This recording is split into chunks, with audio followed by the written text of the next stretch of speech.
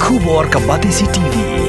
Lawan rasipi da ka umsingam beats aqua na molai moro hakajingdap san Snem Jong ka.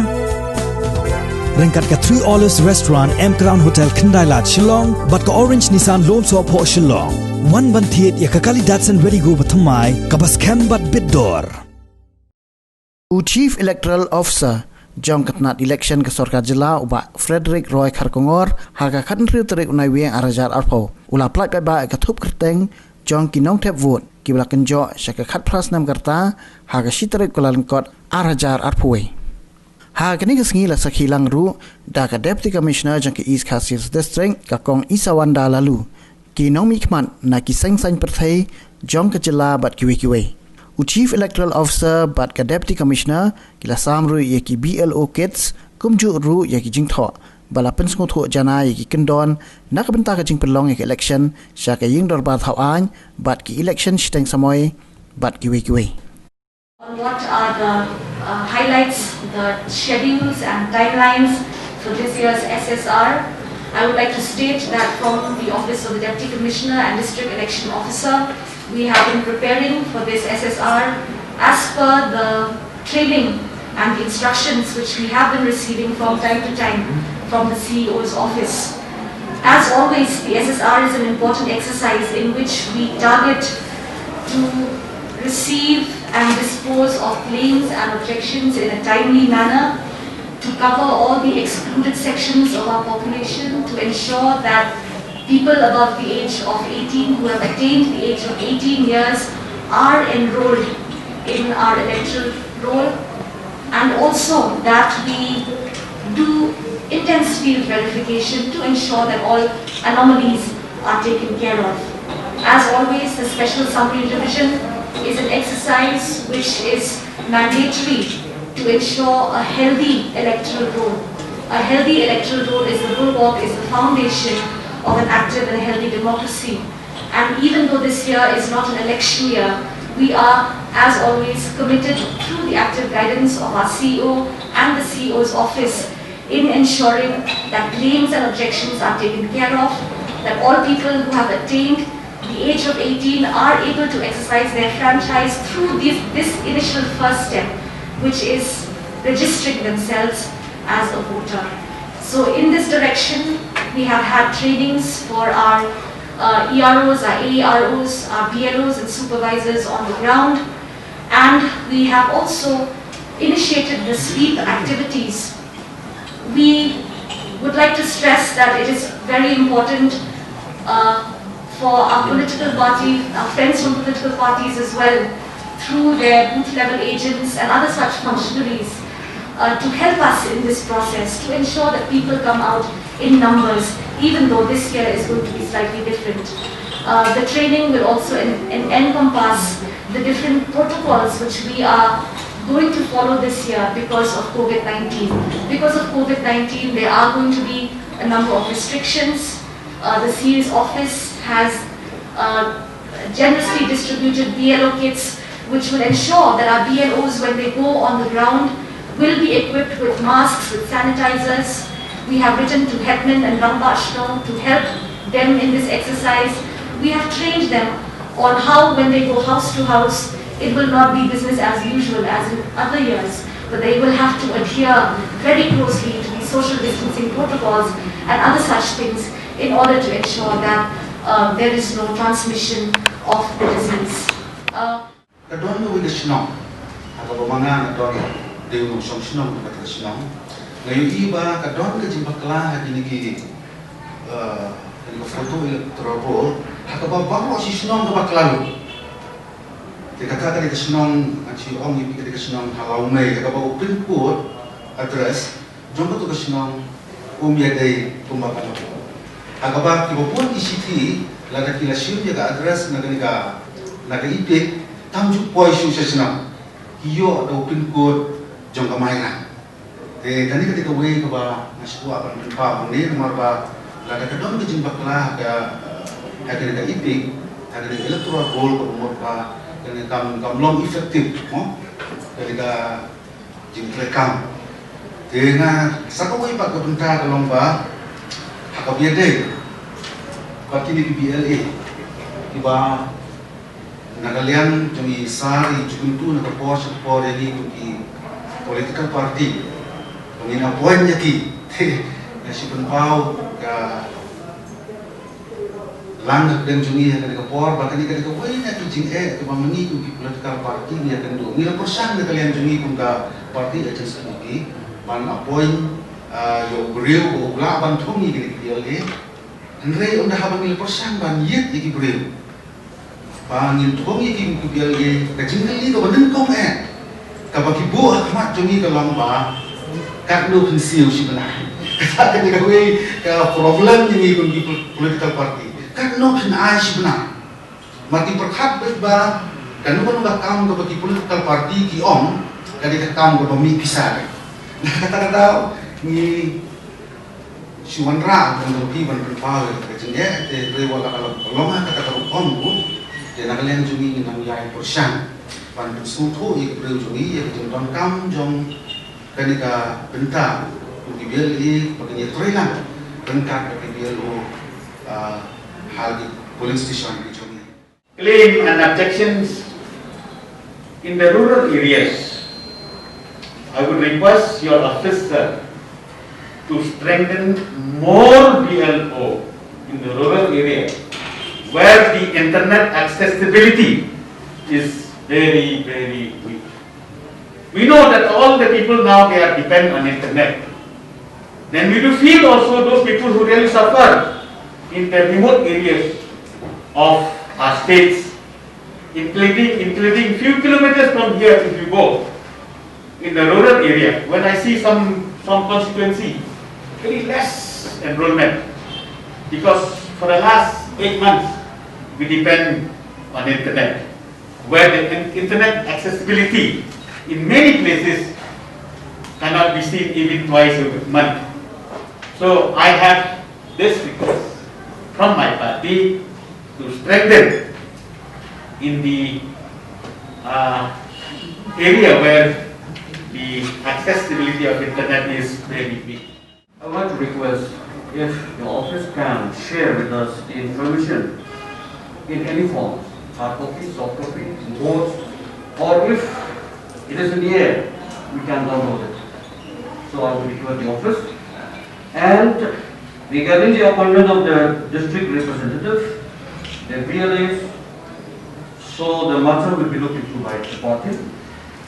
But one request regarding the roles and functions of the VLO, especially we deal with the people in the rural areas, with the villages, with the Nongthep.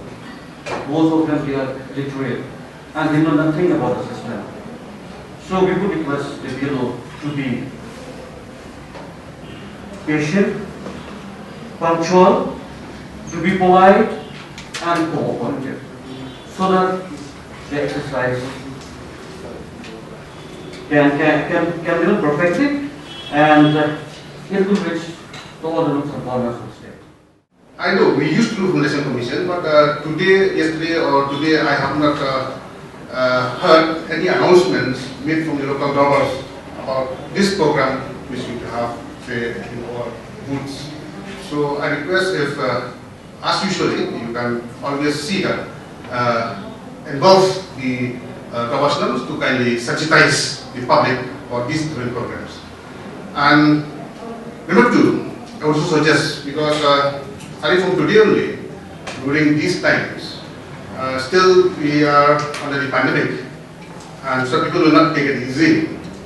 BROs or instructions to the Snem or to the widows, we given to maintain the protocols properly. Because I passed by my hall just now when I come to say, I see the BRO sitting with my keeper, like the keeper of the hall, which is senior citizen, and I have to say, no, please be apart for your mask. Okay, so these are small things, but they are the matters. So need to be reminded when people go to the booth also, they should maintain SMS as suggested by. India lives in villages, so does Meghalaya. And so I have already suggested this in earlier such meetings. It would be a great effort if the entire text and the literature that are out on the special summary revision could be brought out in the local vernacular languages so as to also impact the rural citizens to come ahead and make use of technology where internet accessibility is available. However, as we all know, the internet connectivity in our state, especially in the rural areas, is still found wanting. I am glad to inform the office that Ramakrishna Mission, in its endeavor to try and reach its students' population in the rural areas, have come up with a technology that is independent of the internet, which can be integrated at a different level, called HICAP. I think that could be explored in order to reach out to all the nook and corners where internet connectivity is still found wanting. Over and above this, I'd like to congratulate the election department of the state as a whole and the district in particular for always having brought the entire state up to date and also winning accolades nationwide for its untiring efforts to give our democratic practices a very able and productive stand. So far, from the Election Commission, they've always said that we should have free and fair elections, free, fair, and free, fair, accessible, as well as inclusive elections. Now a new word has come into this entire slogan. Now it's free, fair, and safe elections. So safe elections, healthy elections are the prerequisite. In fact, in our state, we were kind of one of the states which had the Rajya Sabha elections in the midst of the pandemic, way back in June. We were supposed to have these elections in the month of March, but because of the COVID-19 situation, it was postponed. And in June, finally, it was decided by the Election Commission that our state, along with other 8 or 9 states, would be having what are known as the Rajya Sabha elections. At that time, it was a leap of faith. Of course, much smaller numbers, only 60 MLAs in our house, but nevertheless, the fear and the scepter of COVID-19 was very much hanging in the air. So that became a test case in Meghalaya as well as in the other states, and we strive to ensure, along with the office of the Meghalaya Legislative Assembly, to put in those protocols in place, to put in all the extant COVID-19 protocols, and by God's grace, it went on incident-free without any problem. So this became the platform for the Election Commission to come out with these broad guidelines. So that experience, which we had during the Rajya Sabha elections, that served as the platform for bringing out these broad guidelines, which are now the standard guidelines for all future elections. We just had the polls in Bihar just a couple of weeks ago, where you saw lakhs of people exercising their franchise, and the number of polling stations had increased. The number of voters was restricted to only 1,000 maximum per polling station. In our state, I think there are very few polling stations which go up to 1,000, but in those cases where there is tendency for those polling stations to go up to 1,000, we will be again reviewing and also revisiting various protocols. So COVID-19, as mentioned by friends from the political parties, has made everyone, including all the election machinery, to revisit the 3 Ps: protocols, processes, and procedures. So this is being constantly revisited in the light of the COVID-19. So it's still, it's still evolving. We saw that we just had the US elections. I think all of you must have witnessed all the discussions about the US elections. In fact, from the Election Commission, they had brought out a document also of the various international experiences of combating COVID-19 and how to hold elections in the midst of COVID-19, because elections are basically a people-to-people engagement exercise. It's about meeting people. It's about holding meetings. So there are various challenges, and especially with the office of the of the DC, as well as the field officials, the EROs in the field, the various BLOs, political parties. It's a constant challenge in how to ensure that on the one hand we have free and safe arrangements, and on the other hand to ensure that there is no delay in the kind of momentum and the kind of activity that we must sort of embark on. So taking that into consideration, I well appreciate, I was having a discussion with the DC just before this formal meeting, and she was just sharing with me the various enormous challenges, particularly with regard to Shillong, because everything is such a dynamic process. What is today, a kind of micro-containment zone might actually, escalate into a macro-containment zone, and Shillong being the state capital, being the place, being the nucleus at the center where all activity happens. So whatever happens in Jong becomes a testimony to how to handle things in the other parts of the state. So I'm not surprised that the gap of 60,000 that we have still, out of that gap of 60,000, 49,000 still is in East Khasi Hills district, of which 5 constituencies account for the top 5, the top 5 ACs with the highest gap. I'm not surprised because of the challenges that you face, and we have taken very seriously the various input given by the friends from the political spectrum about how to ensure that there is adequate safeguards, adequate safety, and also points raised by you regarding translation into the vernacular language, and also the most critical point, which is the internet accessibility. Because the Election Commission has encouraged everyone to go online now. In fact, our tagline is why stand in line when you can go online. But however, we are aware that there are challenges, severe challenges of internet connectivity in the villages. In fact, recently I made a trip to the Amaram subdivision, and I was quite surprised and quite encouraged to see that there were large numbers of people who came to come and enroll online. The various CSCs that were there. So some of my colleagues had already pointed out that we have actively engaged with the community service centers.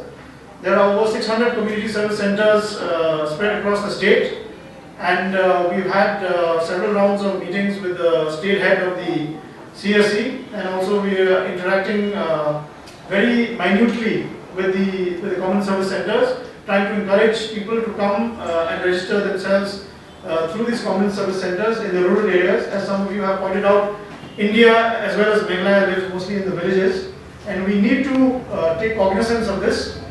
While Election Commission has encouraged that to a large extent we should go for a tabletop exercise and only limit interactions as well as claims and objections only where the need arises in terms of the the genuineness of the claims or of the various documents, so on and so forth. However, with the DC, I'm sure she and her team will be making, should be able to draw up some plans and strategies to deal with those areas which need face-to-face hearing of claims and objections, along with the BLOs. But at the same time, while maintaining and while adhering to the extant COVID-19 protocols. I'm happy to share with you that in spite of being a non-election year, when we first reviewed our figures, we had a gap of about 70,000 plus, and in the period prior to this draft publication, which is today, where we are currently standing at 19,60,850 registered, we have in fact added about 19,000 plus in this pre-revision period, so which is quite encouraging despite it being a non-election year. So 19,000 we've added in this pre-revision.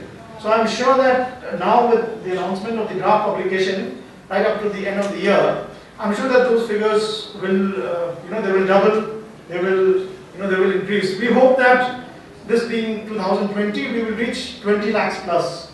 We are now 19 lakh 60,000, of which males account for 9 lakh 69,000, and females have about 9 lakh 91,000. So it's not surprising that we've had a spate of female deceased. So the in terms of enrollment also, is the female counterparts which are a bit higher. So it's 9 lakh 91,000 for females and 9 lakh 69 as of now. So against the ratio of the total population, the total projected population, we are projecting a population of 37 lakhs 93,000 plus or so. So against this, we are currently enrolled at 19 lakh 60,850. So our EP ratio is about 51.69%. So when I'm talking about that, it is only, this figure of 37 lakhs 93,000 is from age 1 to 100, say. I'm not talking about like about 18 plus, because we are only, when we talk about eligible population, it's only 18 plus. So against 18 plus population, that is against 20 lakh 21 eligible population, that means those who are eligible to be enrolled from 18 onwards, that is the operative part that is eligible to be enrolled, that is 20 lakh 21,000. So against the eligible 20 lakh 21,000, we have currently enrolled are 19 lakh 60,000. So our EP ratio there, in that sense is quite healthy. It is 96.98%. So that is fairly healthy and quite robust. Our existing gap currently is about 3.2%. So it is a fairly decent gap, considering that we are in a non-election year. Of course, during election year, the kind of enthusiasm goes up much further. I can see that our friends from the political parties are also nodding in agreement, because that is a fact. However, we are now at the fag end of 2020. Elections are not far off. We are at the fag end of 2020. 2020, the COVID has overtaken this year. So basically, we have only 21, and 22 is basically an election year, because 23 are the is the date for the election. So basically, from mid 2022 onwards, it's basically it's an election year. So we are not that far off. I mean, the weeks are turning into months. The months are turning into into a year. So it's not very far. I mean, the way that things are going on. So that's why this summary revision right now, what we do now, how many people we can enroll now, is actually extremely crucial. I forgot to mention in that figure that for the first time in the history of the state, we have one transgender also who has been enrolled in these Hills. So one transgender has also been enrolled, apart from the breakup of male and female, which I just shared with you. So it's also quite encouraging that despite being a non-election year, Form 6, which is the primary form for registration of new voters, new electors, we have received about 27,799, which is almost close to 28,000, which for a small state is quite significant, of which of course we have accepted about 24,868, because of course when you vet the forms, then there will always be some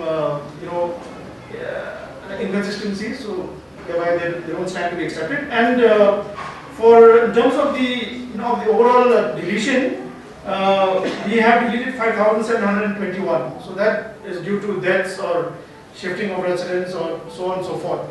But we are also making concerted efforts to have clean and sound electoral roll. As some of friends from political parties pointed out, that in terms of correction of the various particulars, PIN codes and so on and so forth, that we have taken due note. We really appreciate all the input that we get from the friends from political parties, because they bring to us field-related problems. In fact, this decision to have videos, showing step-by-step, enrollment, how it is to be done, was an input given by the political parties in the meeting that we had a few months ago. So we get very useful, feedback and very useful input from the political parties, and also today we've got some very useful inputs, and we thank you for this, because we're all stakeholders together. The election machinery and political parties, we're all stakeholders for the cause of democracy. So we thank you for the input that you have shared with us. Now, all I would like to urge at this point of time, since we are in East Khasi Hills and DC and the entire team is here, is that out of the gap of 60,000 plus that we have, 49,455 is in East Khasi Hills, of which males about 26,000 plus and females 28,000 plus, and those 5 constituencies of Nongthep, Kyrteng, East Shillong, and those other 2 constituencies. If you can, sort of analyze and have strategies which you can reduce the number. I mean, you can reduce the gap. So that will take away much of the. That will account for much of the bridging of the gap that is there in terms of the overall gap that we have of 3.2%. So we also urge you that we have given these BLO kits. We hope that the BLOs also maintain extend COVID-19 protocols. It's in the interest of everyone, of both the voter as well as the election official. So and this point I think is more important in East Khasi Hills, in Shillong, more than anywhere else, considering the various challenges that we face. So with these words, I would just like to conclude that yes, there's COVID-19 pandemic. Yes, we are talking about free, fair, and safe elections. However, the underlying stress of the of the election commission is that no voter should be left behind. So no voter should be left behind, whether they are affected or they are not affected. No voter should be left behind. In fact, in these broad guidelines from the election commission, they have also made detailed provisions of how COVID suspect or COVID-19 voters are also allowed the opportunity to go and enroll and to cast their votes. So the abiding credo of the election commission, the abiding objective of the election commission is that no voter should be left behind. So because democracy is inclusive, it is by us, for us, and for us. So with these words in mind, I would like to once again thank the DC and the political parties and all the officers here for having made themselves available for this program, and also hope that we're able to bridge this gap, not a sizable gap in terms of the state, but for East Khasi Hills it is somewhat of a substantial gap that is there, and we are confident, we are optimistic that looking at the pre-revision number of Form 6 that we have received so far in a non-election year, that by the time this program ends, we would have touched that 2020. We would have touched 20 lakhs in 2020. So with these few words, I'd like to once again thank all of you, and hope that we are, that we come to a stage where we can talk without masks, and breathe in oxygen again and talk and go back to our normal ways. But till such time, I urge you to kindly, which is the common greeting for this year 2020. Stay safe. Thank you. Just one point I'd just like to remind here. Nongthep mentioned about BLOs and BLAs, their roles and functions. Of course, political parties have raised certain issues on this. But normally, as per the trainings which we've been receiving from the Election Commission, is that BLOs and BLAs should normally be from that locality or that village or the vicinity of those villages from where they come from. So because of that, half their work is already known. The second half is doing all the paperwork. Like for example, talking about dead and shifted voters. Jeff mentioned on one of his slides about dead and shifted voters. I just like to remind here that we expect that the BLOs and BLAs to know from their own locality who are people who died during that year and who are the ones who are shifted because of work or because of getting married and gone somewhere else. So it makes half their work much easier. So for the political parties, if you have to engage BLAs, I know it's a challenge. Every time we have electoral roll revision, we always talk about this. Getting BLAs to a point that is always a difficulty, because like during election year, appointing a polling agent I think is quite easy. But appointing BLAs who level agents is a difficult challenge. But anyway, if you do get to appoint the BLAs, please try to make sure that you get BLAs from that locality. Jeff mentioned something about SMS, soap mask and social distancing. This is one thing which I just like to reiterate since we've been involved with Corona since the beginning.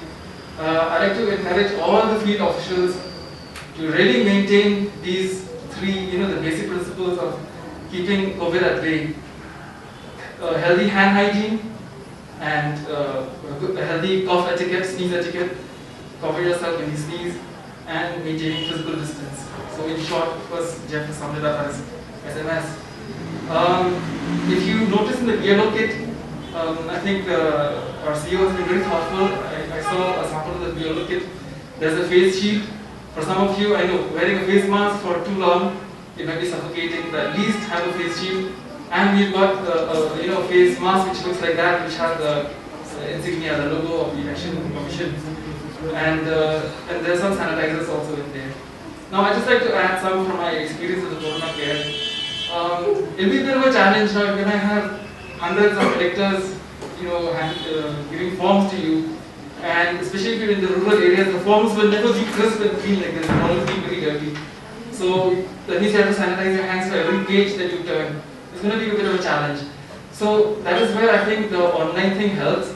So even if they don't bring, a paper form before you, at least if you have the BLOs, like one of the political parties, they were suggesting that have more number of BLOs.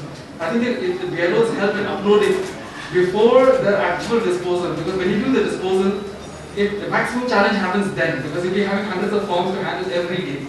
This as an experience when I was earlier EAC and ADC handling elections and handling public hearings for electoral roll. So you're having a huge crowd with you. So first and foremost, I think you have to have crowd management, crowd control. You have to do that, and then wearing your face mask and everything. And so if the BLOs can do the homework by uploading the forms, and on the day the person comes and appears before you, he cannot bring the paper form. So that way you can at least minimize the surface infection. Because as we all know, COVID is a droplet infection, and maximum infection happens through the touch surface. I'd also like to suggest that once you do this, if you have places like, for example, in my early experience, places like Nongthep, Nongthep, you'll have a huge crowd with you. So what I used to do during my days when I was ERO, I used to space out. I already tell the BLOs, depending on the number of forms you receive, if I know that I can handle 50 forms in a day, if you cross 50 or if you cross 100, then you space out the number of hearing days for that particular place where you know that population is large. I just wanted to share some of these experiences.